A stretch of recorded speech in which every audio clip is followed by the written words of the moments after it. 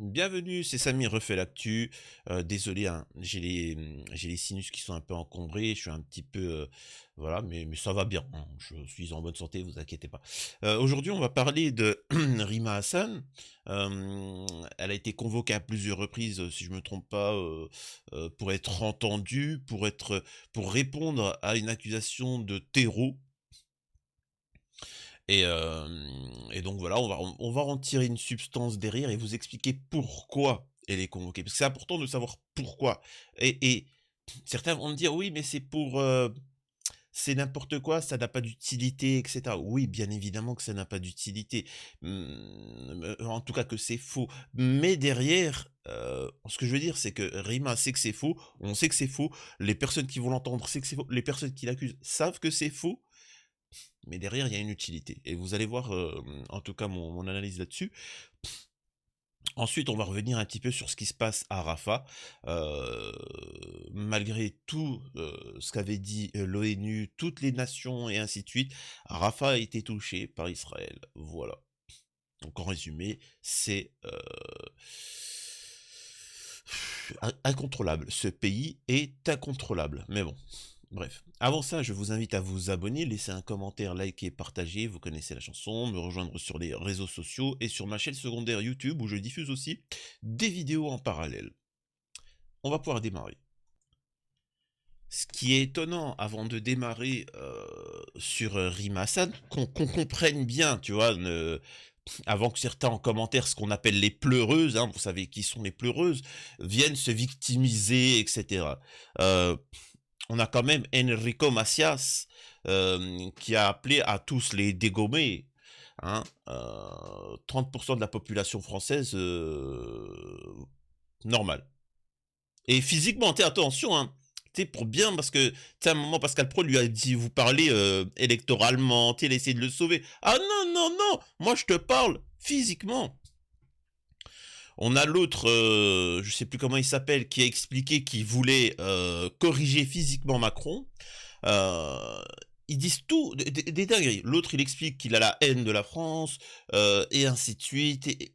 Et pourtant, aucune convocation.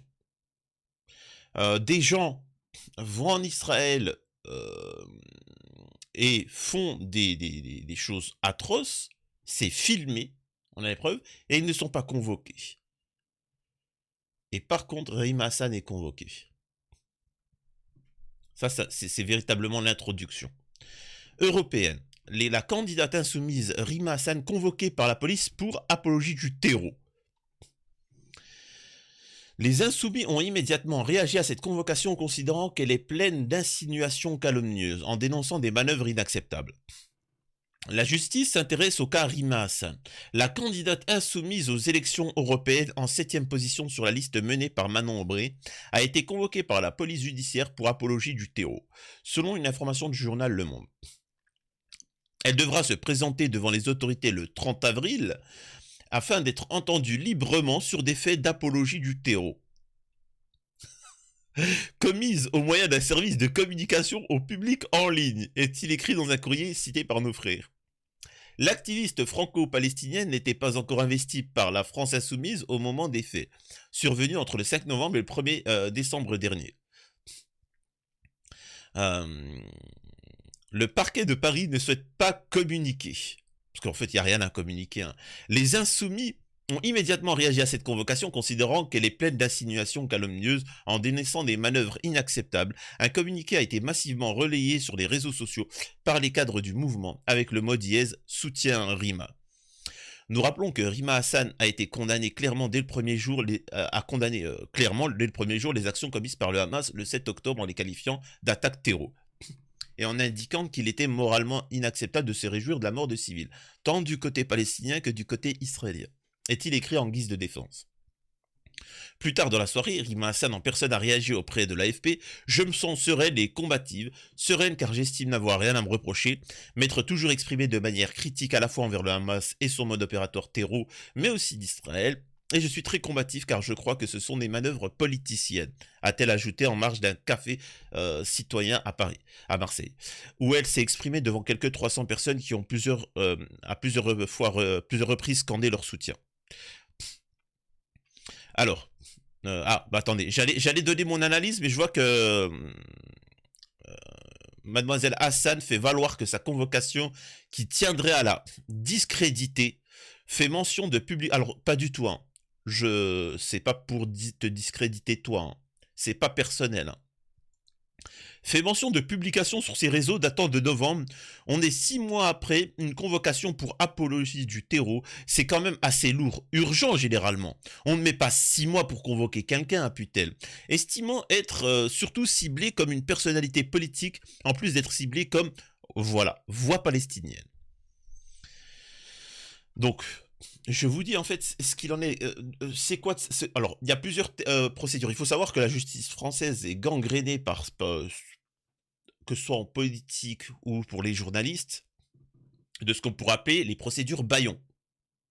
Une procédure bâillon, c'est quand quelqu'un dit la vérité, il est carré, il a rien à se reprocher, il fait son travail, et ben en fait tu lui lances une procédure, tu t'en fous, t'es au RSA, tu lances une procédure, et lui il est obligé de répondre, et machin, et en fait tu le couvres de procédure, il sera innocenté, il y aura rien, mais en fait, c'est d'affaiblir la personne, de l'embêter.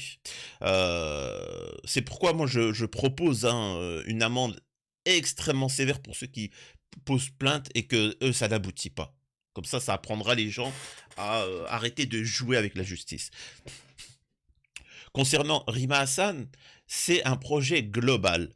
Par exemple, ce qu'il faut comprendre, c'est qu'en France, il n'y a pas d'imam français. Ça n'existe pas.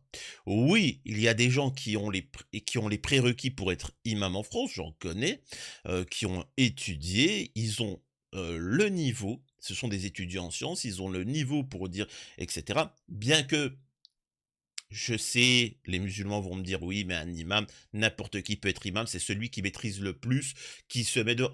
On se comprend, moi je te parle de l'imam, je suis là qui va aussi te donner des dars, les cours, les machins, etc. Bref. On se rend compte qu'il n'y en a aucun de français. Pourquoi il n'y a aucun imam? Pourquoi enfin, honnêtement, maintenant, tu peux voir des générations de Français d'origine, par exemple, maghrébine. Leurs parents sont nés en France, leurs grands-parents sont nés en France, c'est pour certains. Tu vois, c'est de la folie. Et pourtant, à chaque fois que tu vois un imam, Bichurchi, il aime la France, c'est ce qu'on appelle des Chalgoumi ou des Assadik Hussein ou des, comment on appelle là, l'autre là, le comique là, comment il s'appelle, le petit marrant là, tu vois. Vous n'avez pas fini d'entendre parler de Majoub Majoubi. Ah, Majoub Majoubi. Majoub Majoubi participe à ça. C'est-à-dire qu'on fait venir des... Parce qu'il faut savoir, quand tu dis il est connu pour chasser les écureuils au lance-pierre, Majoubi. Hein. C'est tout, hein. On est venu, on a dit, toi, tu vas être imam. Mais je connais rien, moi. C'est pas grave, allez, viens. Justement, c'est le prérequis. On le fait venir, le mec il a peur de quitter la France parce qu'ils sont payés, ils sont à peu près, les imams en France sont payés à peu près 2500 euros. 2500 euros, compte bien que la prière, allez, 5 minutes, parce qu'ils font rien d'autre à côté. Hein. 5 minutes, 5 x 5, 25, 25 minutes par jour, 7 jours sur 7, 2500 euros, 25 minutes la journée. Tu comprends pourquoi ils ont pas envie de qui. Certains ils parlent de la France. Les gars, 25 minutes de travail par jour, tu te fais 2500 euros. Alors que c'est des blédux. Donc forcément, c'est des serpillères. Majoubi, par exemple, Majoubi, il était là. La République, plus fort qu'Allah. Plus fort que le Coran. La République, j'aime la République, moi. Il parlait pas quand tu parlais de la Palestine, doucement, tu vois. Il y avait pas de... Il y avait rien du tout comme ça.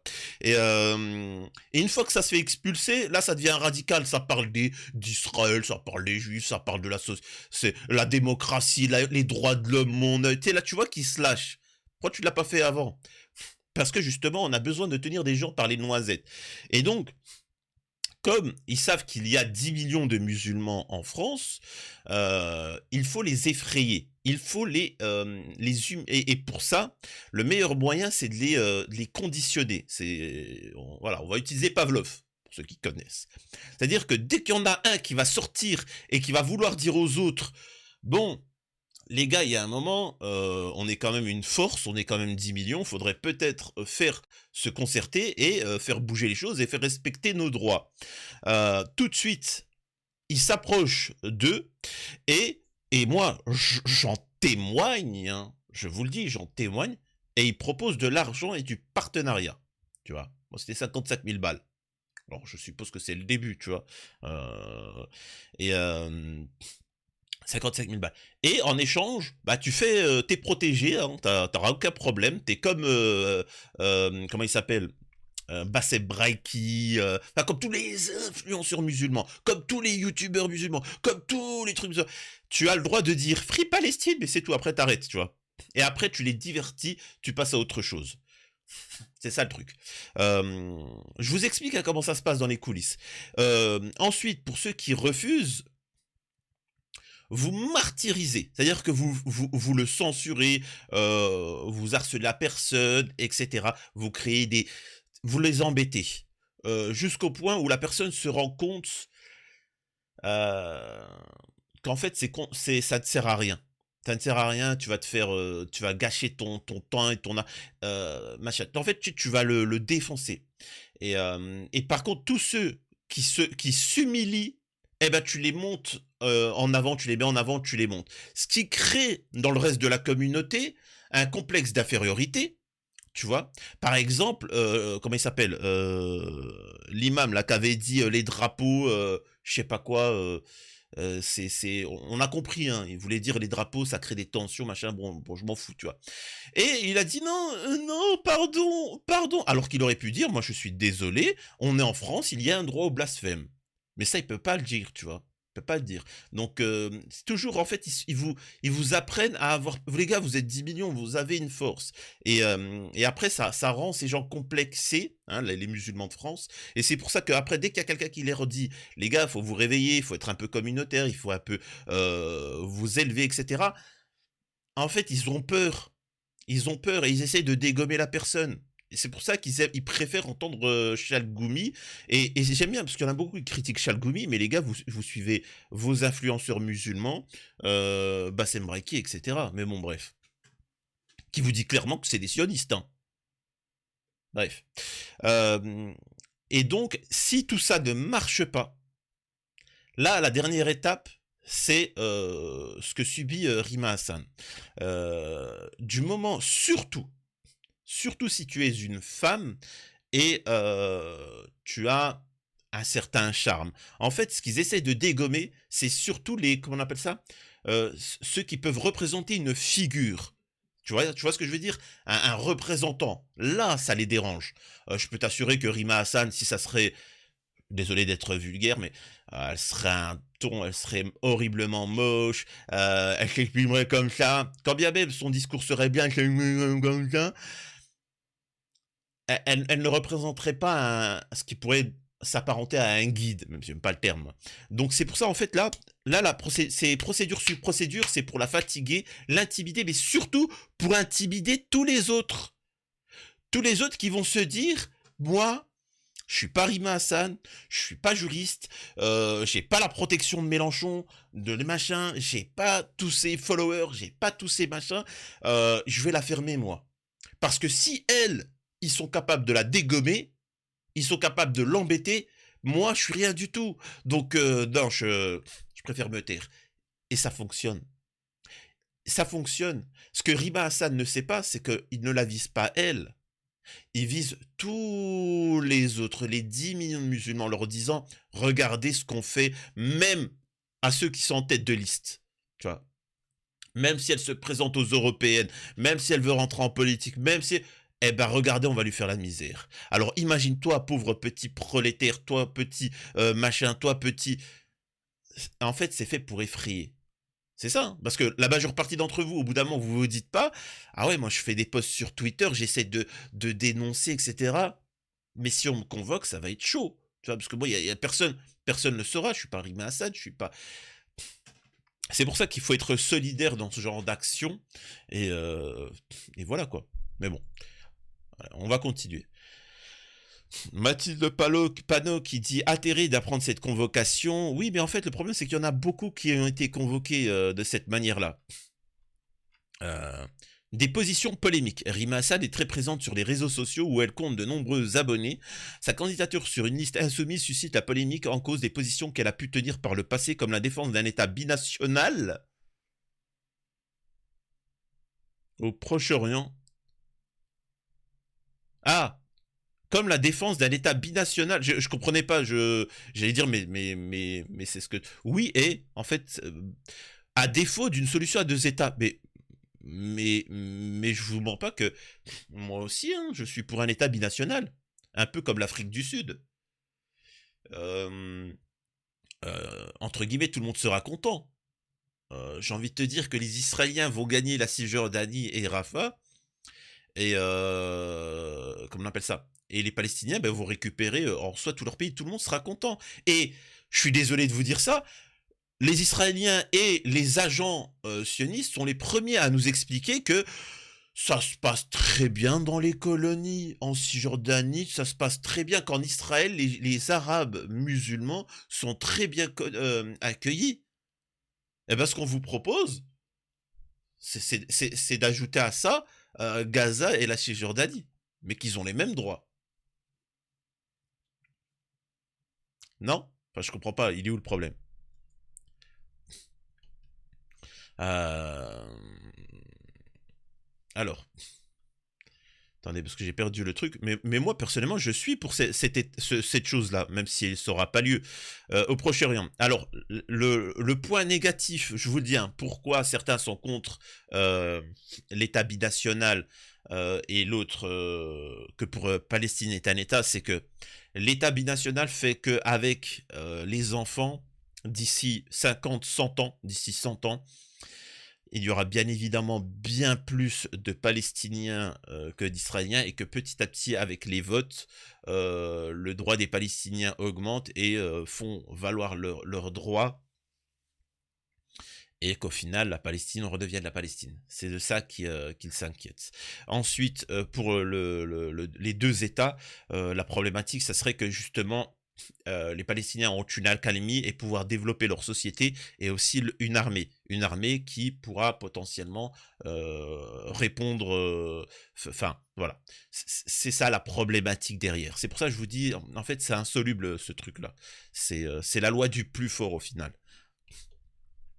Très largement préconisé par la classe politique française, on lui reproche également d'avoir... Et là, je m'en fous de ton parti, hein. Je m'en fous que tu sois israélien, palestinien, alors moi, vous le savez, mon positionnement. Mais ce que je veux dire, c'est que c'est la réalité, tu vois.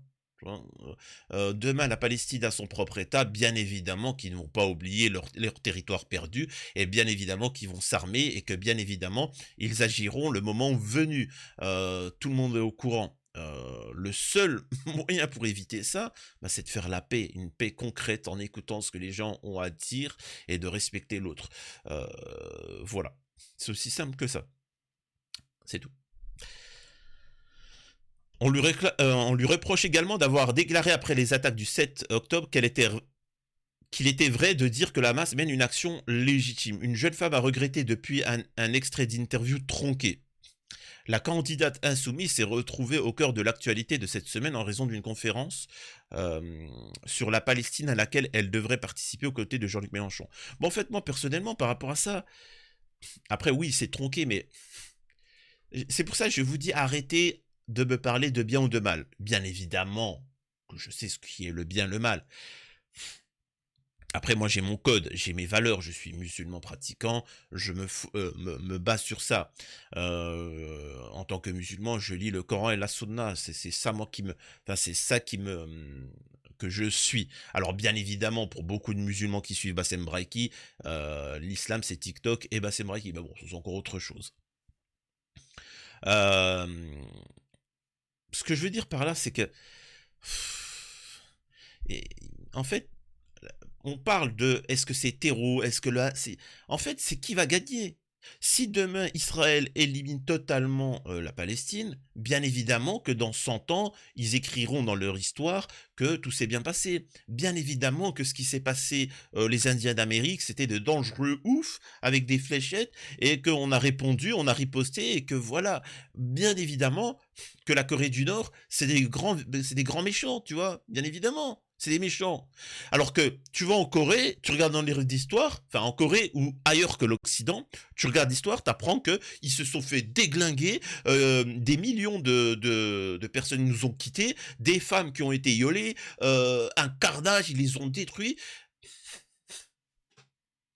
La vérité, le bien, le mal, ça dépend où c'est que tu es. Tu vois ce que je veux dire?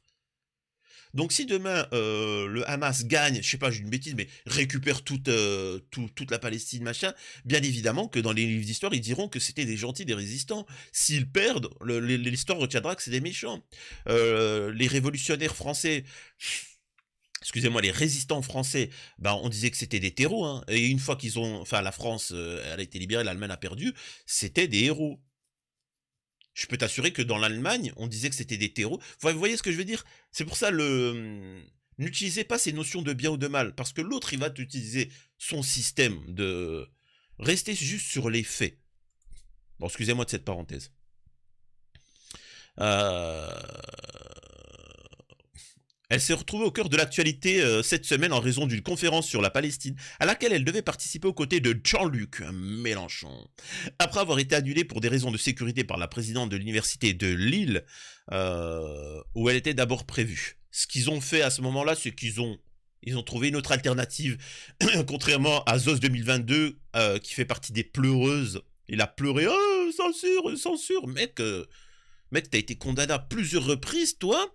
T'as ton audience tout le temps partout à la télé. C'est bon, tu peux t'en passer pendant une journée. Incroyable, la pleureuse. Après avoir été annulé pour des raisons de sécurité, le préfet du Nord a interdit à LFI de se replier dans une salle privée au sud de la ville en raison de risques de troubles à l'ordre public. Rima Hassan et Jean-Luc Mélenchon se sont finalement exprimés depuis la rue pour dénoncer une censure et cibler les délateurs qui se rendent coupables, selon le leader insoumis, de violence politique. Voilà. On regarde deux petites vidéos pour parler de ça. Indigné parce que cette accusation, qui est profondément infamante, le mot d'apologie du terrorisme est un mot extrêmement dur, alors que Rima Hassan est une militante honnête, droite, dont le seul reproche qu'on puisse lui faire, c'est d'avoir le courage de défendre ses convictions et en l'occurrence de se battre contre le massacre qui est en cours aujourd'hui à Gaza. Et depuis cette convocation... Ça, faut pas oublier, hein. Là, ils sont en train de devoir répondre du fait qu'ils ont appelé à un cessez-le-feu quand même. Et on est bien d'accord que le droit, alors qu'on comprenne bien, le droit dénonce les actions d'Israël. L'humanité tout entière dénonce ce qui se passe. Les lois internationales condamnent Israël. Donc Rima Hassan et machin, etc. sont dans leur plein droit. La France, hein, tout le système français est du côté de Rima Hassan et etc. Alors comment ça se fait que ça soit elle, que ça soit les gens qui défendent le droit international qui sont convoqués, mis à part qu'il y a comment on appelle ça, de l'entrisme, de l'entrisme sioniste. Hein? Je rappelle, si Gaza tombe, le monde libre tombera. N'oubliez pas ça. Ce qui se joue là-bas, c'est l'avenir de l'humanité. Retenez bien ça. Moi aussi, je vais utiliser leur phrase. En fait, il faut à chaque fois qu'ils vous sortent une phrase, tac au tac, il faut sortir la même derrière. Hassan, effectivement, ce qu'on a appris, c'est que ce n'est pas une autosaisie, mais que quelqu'un a déposé plainte. Donc, je ne sais pas qui a déposé plainte. J'ai hâte de le savoir. Mais moi, je suis, comme Riva, convaincu que la question est très politique. Il n'y a aucun propos qui a été tenu par Rima Hassan qui peut tomber sous le coup de la loi. Et le meilleur moyen de stopper ça, vous savez, c'est quoi? C'est de soutenir Rima Hassan. Il faut la soutenir. En fait, à chaque fois que quelqu'un est victime de ces accusations bidons, il faut le soutenir. Il faut le soutenir pour que les autres se disent, mais en fait, ça ne marche pas, c'est contre-productif. C'est comme Damien Rieu, à chaque fois il tweet, il tweet pour dégommer quelque chose. Par exemple, il a critiqué un commerçant. D'un seul coup, comme ils l'ont critiqué, les gens ils ont dit « Ah bon ?» Ils ont tous été dans le commerce il s'est fait un pognon de malade. Ensuite, il a dénoncé une mosquée qui devait se créer là, qui fait un appel aux dons. Parce qu'ils avaient des difficultés à faire rentrer de l'argent. Les musulmans, ils n'étaient pas au courant, ils se sont dit « Ah bon ?» Ils sont tous donnés, et au final, ça a pu se faire. Donc en fait, c'est comme ça qu'il faut faire. La problématique derrière, et c'est ça que moi je dénonce et que certains n'arrivent pas à comprendre, c'est qu'on doit en passer par le mal, par Damien Rieu, par tout ça. Ce que je veux vous dire, c'est que par exemple, ces projets-là où ils avaient besoin d'argent, la communauté, tout de suite, ils ont réglé le problème. La communauté musulmane, mais seulement en réaction à Damien Rieu. Et moi, ce que j'essaie de dire, c'est, les gars, arrêtez quand il y a une problématique de vouloir la régler. D'ailleurs, c'est aussi une problématique en politique. En France, les politiques réagissent. Ah, il y a un fait divers à l'école. Ah ben, peut-être qu'il faudrait faire quelque chose. Non, c'est pas ton rôle. C'est pas ton rôle. La réaction, excusez-moi de dire ça, mais la réaction, c'est le rôle de la justice, etc. Le rôle de l'homme politique, c'est d'agir, de penser à long terme. Il y a ça. J'ai cette vision-là pour l'école, j'ai cette vision, et ainsi de suite. C'est pas de réagir à chaque fois. Ça, c'est la police et la justice. Incroyable. Bref.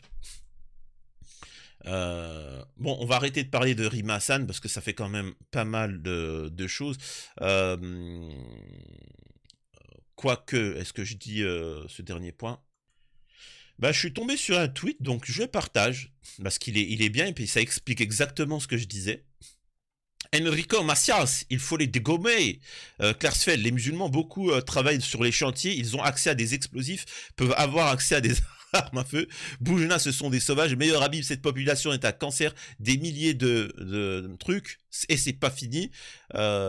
J'ai envie de me battre avec Macron, Philippe Lelouch, et pourtant c'est Rima Hassan qui appelle à la paix. Et puis vous remarquerez aussi une chose, Divisio, l'avocat Divisio, toutes les personnalités non musulmanes, pourquoi elles ne sont pas... En fait, j'essaie de vous faire comprendre une chose. Pourquoi les personnes non musulmanes qui n'ont pas des origines maghrébines ou autres, et qui défendent la Palestine, eux ne sont pas convoqués? Pourquoi Mélenchon n'est pas convoqué? Pourquoi Louis Boyard n'est pas convoqué? Pourtant, ils tiennent le même discours que Rima Hassan, si ce n'est plus. Pourquoi, à votre avis? Parce qu'ils ont peur de la communauté musulmane, la communauté maghrébine, et qu'en fait, ils essayent de vous effrayer. C'est uniquement pour ça. Sinon, ils convoqueraient tout le monde. À chaque fois. Pourquoi à chaque fois qu'une personnalité d'origine maghrébine qui sort, c'est pour ça, moi, je vous dis, moi, personnellement, alors moi, je m'en fous de toutes ces histoires de politique, etc., mais c'est pour ça que je subis de la censure, et c'est pour ça que je vous dis de vous abonner sur toutes mes autres plateformes, par sécurité. Mais vraiment, retenez bien cette histoire-là, tu vois. Et pendant qu'on est en train de discuter, pendant qu'on est en train de débattre, malgré que l'ONU sanctionne et tout ça, Israël continue.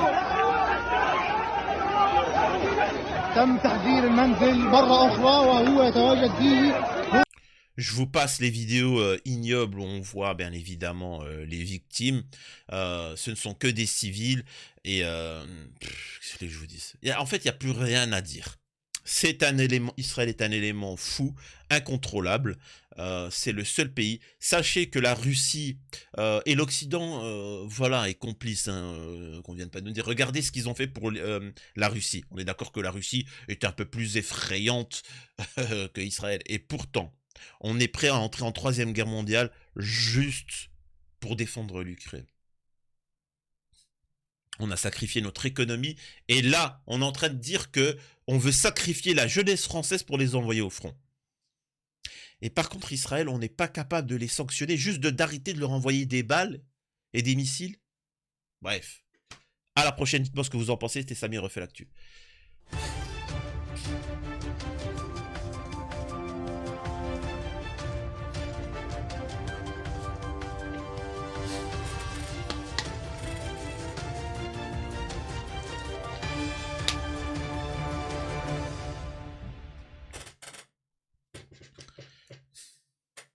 Et non, il n'y aura pas le retour de ce fameux, pour ceux qui connaissent la chaîne, de ce nounours, le nounours raciste. Non, il ne reviendra pas.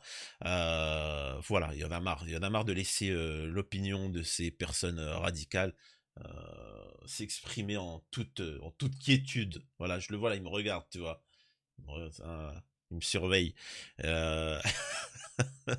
Donc voilà. Merci en tout cas à tous ceux qui soutiennent la chaîne. Vraiment partagez un maximum, et de toute façon, on se lâche pas.